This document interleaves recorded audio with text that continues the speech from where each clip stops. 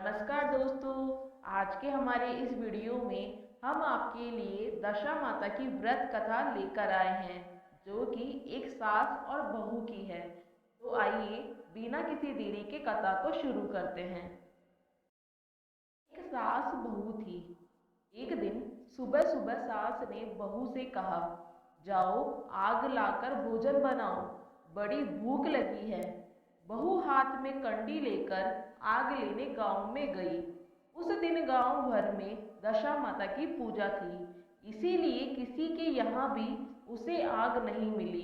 वह खाली हाथ लौटकर आई। शाम होने पर वह पड़ोसन के पास जाकर बोली, मेरी सास तो दशा माता का डोरा नहीं लेती, परंतु अब की बार मैं डोरा लेना चाहती हूँ। मुझे पूजन की विधि भी बता देना।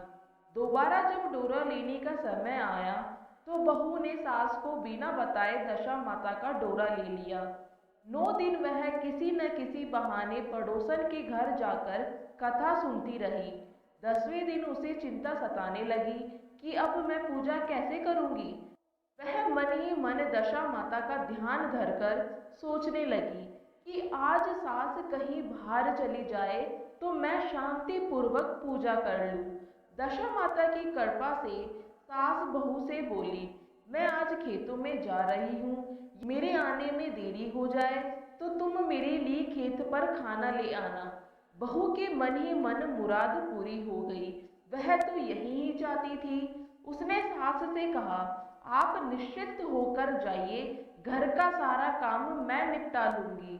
सास के जाते ही बहू ने स्नान कर दशा माता की पूजा की।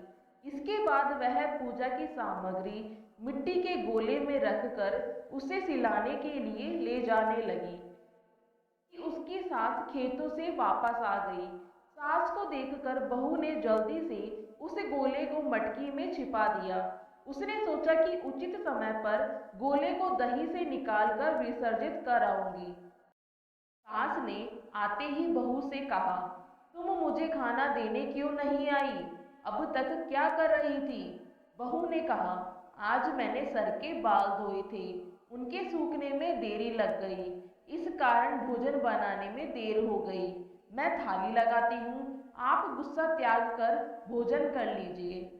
सास का गुस्सा कुछ ठंडा हुआ। वह पैर धोकर चौके पर बैठी ही थी कि उसका बेटा भी आ गया। वह भी माता के साथ भोजन करने बैठ गया। सास भोजन करके उठना ही चाहती थी कि उसका बेटा बोला, मुझे तो दही चाहिए। सास ने बहू से दही लाने के लिए कहा। बहू बोली, मैं तो रसोई में हूँ, आप ही इन्हें दही दे दीजिए। सास हाथ धोकर दही लेने गई, परंतु जैसे ही उसने छाछ की मटकी उठाई तो उसमें कुछ खड़कने की आवाज आई। उसने हाथ डालकर देखा तो उसे एक बड़ा सोने का गोल मिला।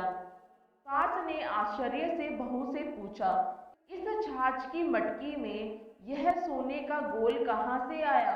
इसे तुम कहाँ से चुरा कर लाई हो? यहाँ क्यों छुपा कर रखा है? मैं समझ गई कि इसी वजह से तुम छाछ देने नहीं उठी। इसका भेद बताओ। बहू बोली, मुझे कुछ नहीं पता, मेरी दशा माता जाने। मैंने आपके बताए बिना दशा माता का डोरा लिया था, उनकी पूजा की थी। आपके आ जाने के कारण मैं डोरे को विसर्जित करने नहीं जा सकी। आपके डर से मैंने इसे छाछ की मटकी में छिपा दिया था। दशा माता ने इसे सोने का बना दिया, मैं इसमें क्या कर सकती हूँ?